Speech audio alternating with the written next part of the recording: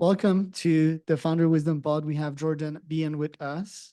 Jordan is the CEO at Narit Creative. He's the host of the Lean Marketing for SaaS podcast and a previous founder at Tell 10 Friends Marketing. So he's been in marketing for a while.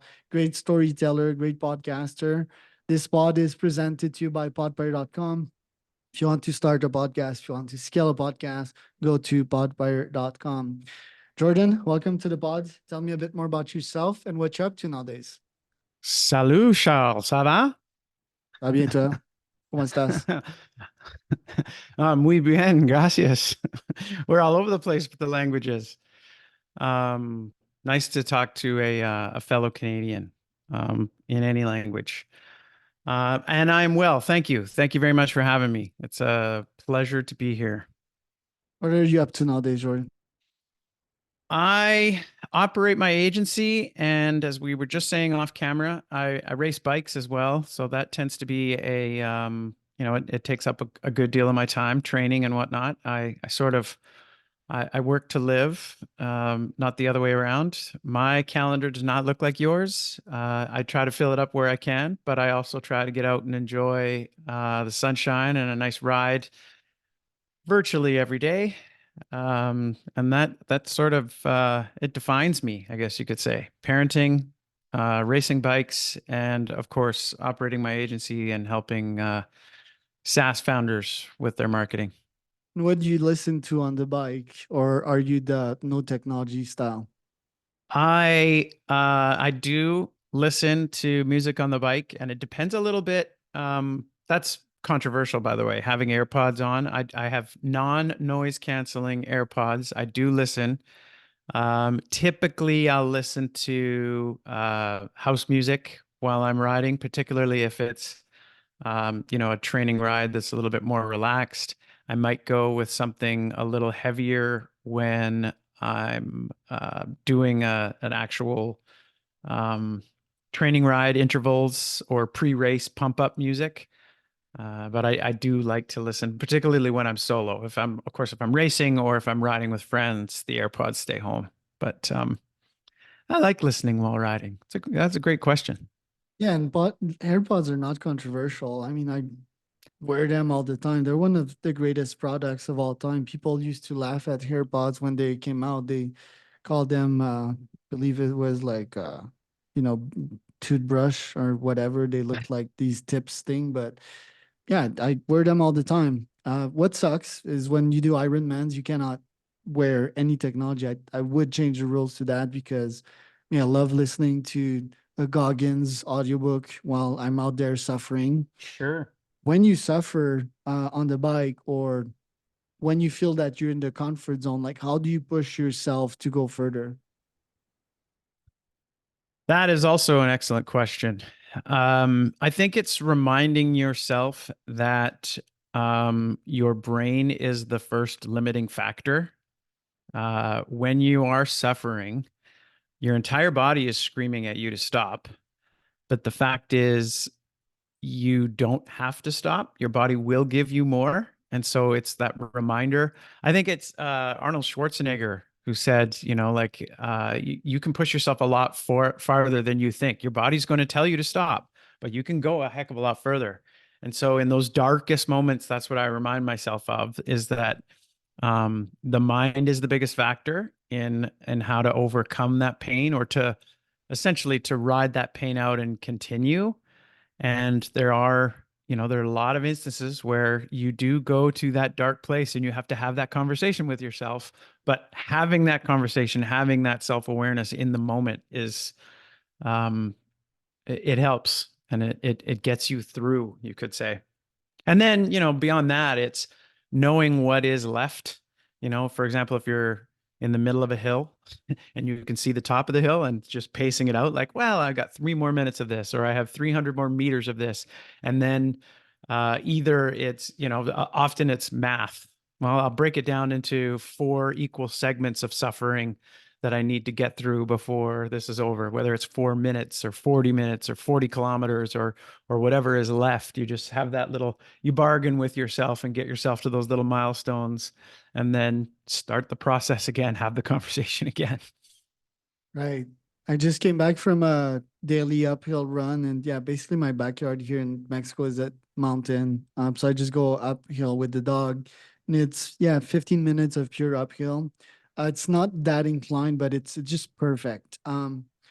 And what I like reminding myself when I'm in tough uphill is sort of like slow down, cowboy. Like just take a rhythm, focus on your breath, and slow down because sometimes we start torturing ourselves like I can't do it anymore, and then or we go too fast and then our lungs are burned and then that affects the results of the race. So yeah, good tips there. Mhm. Now, Yeah, knowing what your limitations are and what your body will give you in the moment is a big help too, right? Like you say, pacing yourself might be looking at your data and saying, I often it's I know I can give more, and so I'm going to push it to where I what I think I'm capable of. And sometimes it's, oh, geez, I need to dial this back because I want to be faster on the top half of the hill or what have you. right, what do you do when you see a competitor pass you by? What's your relation to competition in life and in business? Do you focus on your own lane? Is it a competition against yourself? What's your mental model with that? I would say it's hard. You do get trapped sometimes into comparing yourself or wanting to compete with the person that passed you by. But that doesn't serve you necessarily. I am virtually always in a competition with myself and my former self. I was having this conversation with my son yesterday, explaining about, cycling and dedication and things. And I'm always in competition with the former Jordan and trying to be faster every year. And at 47, going on 48 years old, it takes a lot of work, but I am still faster every year. And um, it's often a trap. I've made that mistake before of with race results, for example, thinking, well, I'm fitter now, so I should be moving up in the standings. But what I cannot control is that the people in front of me are also getting fitter, and maybe they're not as old or whatever. Like there's variables there, and so in order to be satisfied with what my body is giving me and what I'm putting into the effort, the only proper comparison is to the efforts that I've made previously or the output that I've been able to achieve previously, and that applies to business as well. Better every year, grow, and continue to grow and scale based on the previous version of you. That's probably my biggest limiting factor in business as well is mindset. I talk to people like you for my mindset. Yeah, mind is it's a game. There's people like Goggins that I consider like Jedi's of the mind. They've been in their own mind and they've been like crafting their own self for multiple decades. Me, it's probably been like 12 years since I've been obsessed with like every single thought that is generated up there. Really eliminating the negative ones or judokaing them to the floor, turning the negative into positive. Yeah, in the end, I think it's patience and constantly experimenting stuff. There's stuff in life that habits that you've entertained when in your childhood, and they'll stay for very, very long time. And to get rid of them, if they're bad habits, it might take thousands of tries.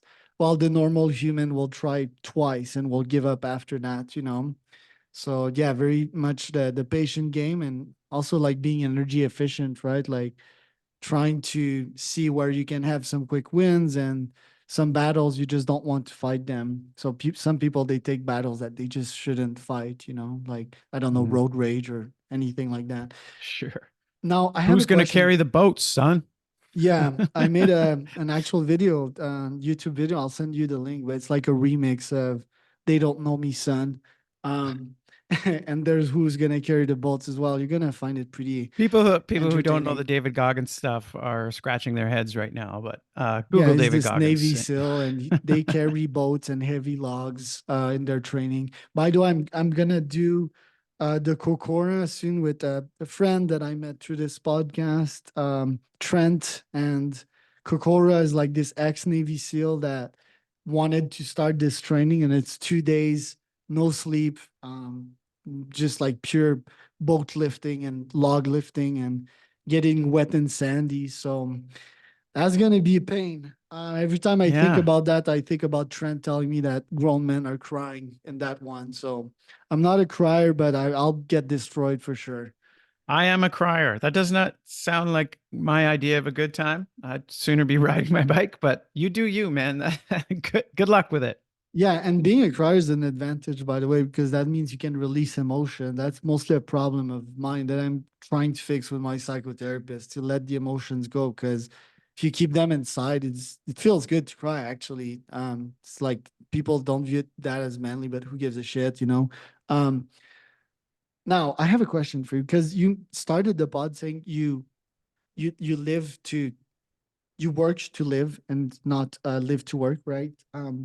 What do you think about ikigai? Because me, I love working. Like I love meeting new people. I love capitalism and trading energy, making deals, learning new stuff. You know, it seems that I've designed my whole life around the ikigai concept and having fun while I work. So what do you think about that? Well, first of all, give me the definition of ikigai. Ikigai is like this Japanese thing. It's like a four-way Venn diagram, and I always forget the fourth. I'll Google it, but it's like what you're good at, what you can get paid for, what the market needs, and what the market can pay you for. So it's like a Venn diagram of all these four Sure. things crossing. Yeah. Well, I think I am doing work that I enjoy, and I have designed a lifestyle that works very well for me. But if, and I would always be doing some kind of work no matter what. But I've ended up as a marketer who helps software founders, software companies um, through almost by default, but also a little bit by design. You know, I chose to specialize in B2B SaaS because those were the companies that were getting funded. I choose to deal with directly with founders and storytelling and content creation because of my background as a reporter, photographer, writer, journalism school. And so but I don't mind admitting though that um, if I didn't have to work, it's not as though I'd just be sitting around with my feet up. I'd probably always keep busy no matter what. But I do look forward to things like the athletic pursuits, things like enjoying a bike ride. No one is paying me to ride my bike. I do that for the pure pleasure of it. That's not entirely true. I do it for the pleasure of it and also the physical benefits and the mental challenge that it represents and all of those things. I joke that it's not a joke.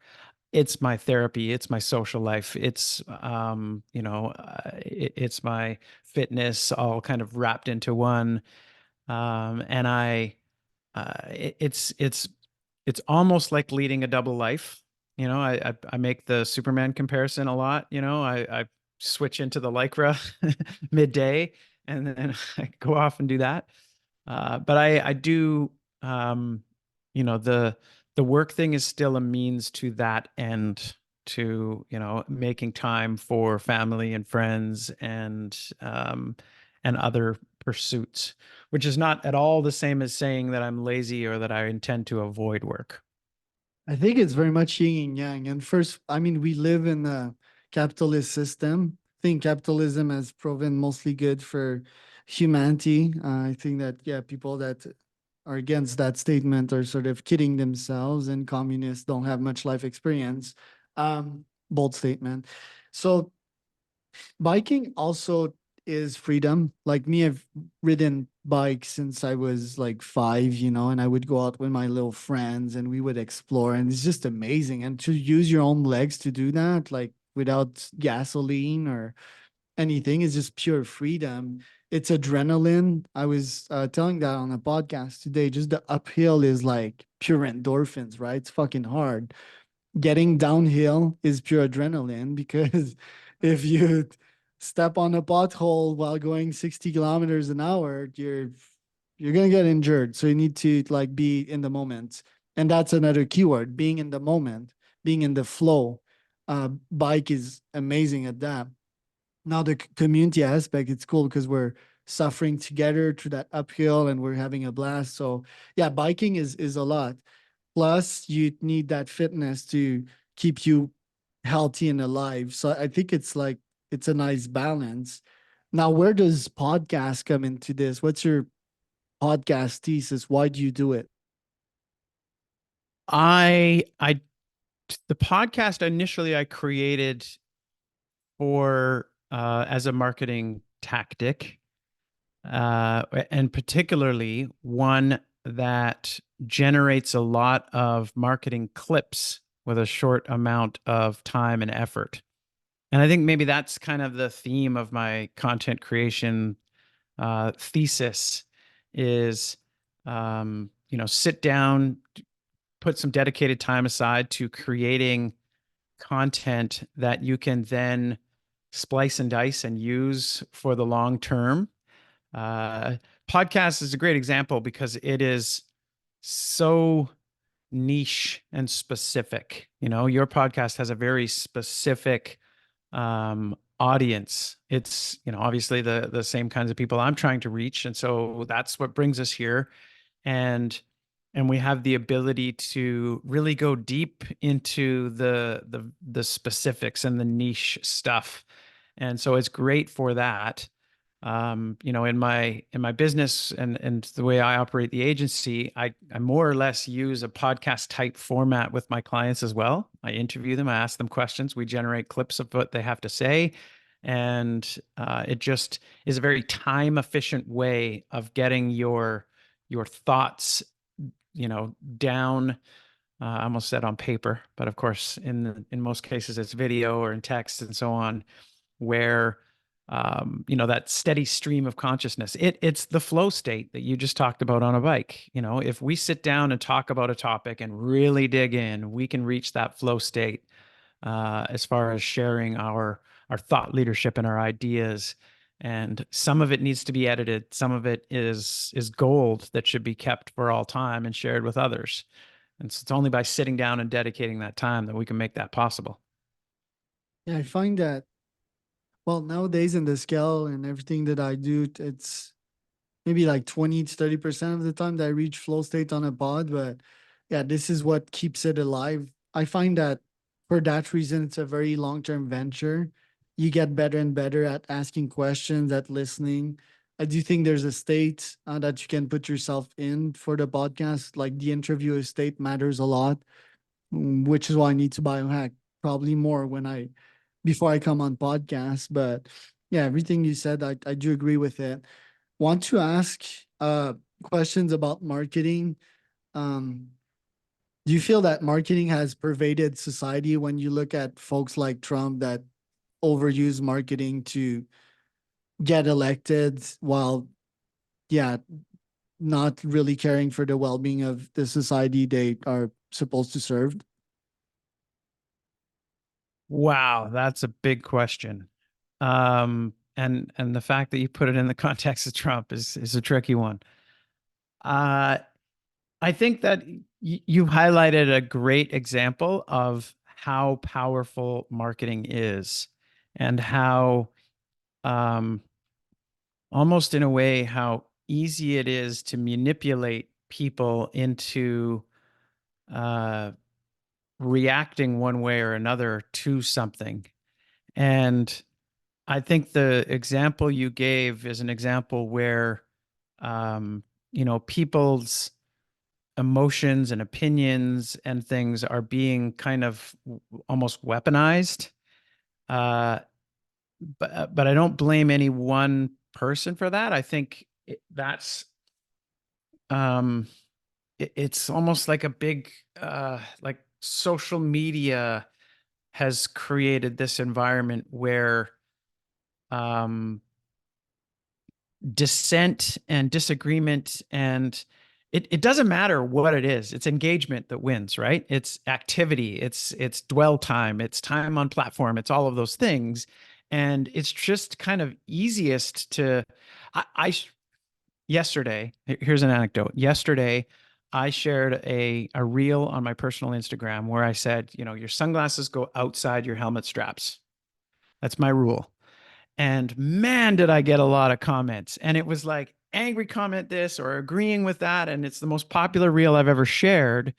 And this is the conversation that I was having with my son. I was like, who knew that something so simple in terms of a rule of style would create so much anger? Like my reel got shown to thousands of people who don't follow me and only a tiny fraction of the people who do.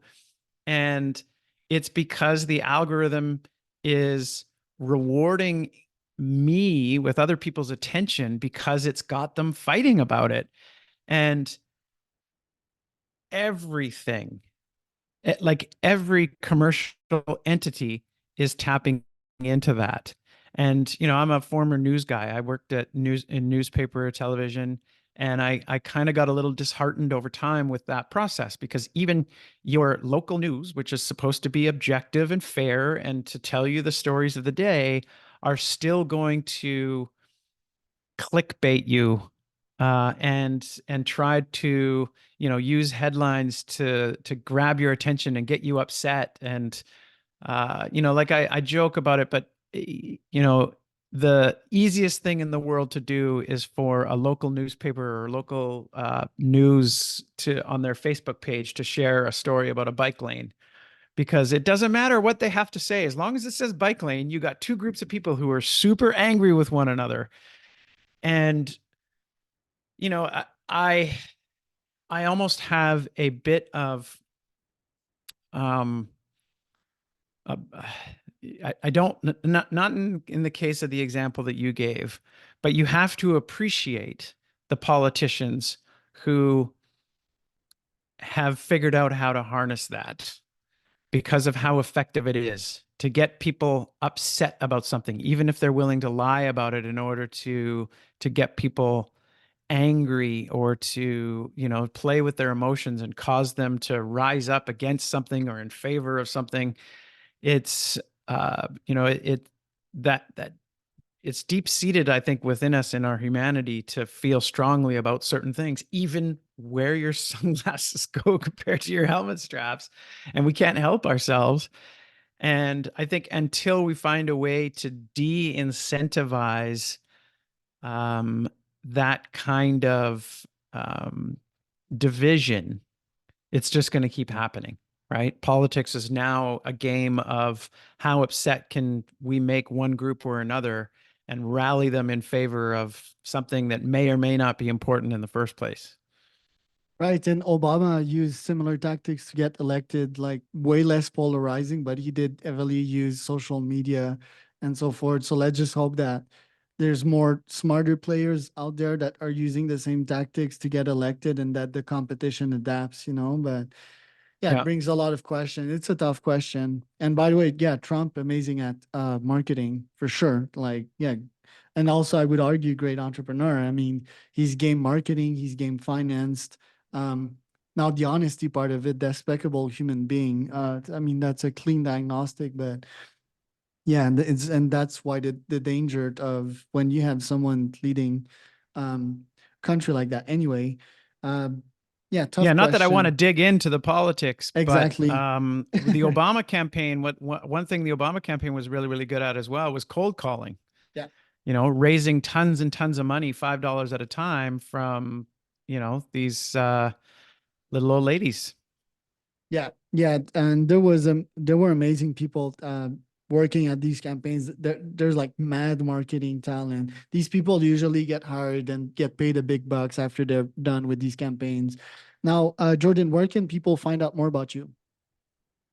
Well, I like it when people reach out to me on LinkedIn. That is the major theme of what I promote and what I do. And nothing pleases me more than to see a personally handwritten direct message on LinkedIn. So find Jordan Behan on LinkedIn.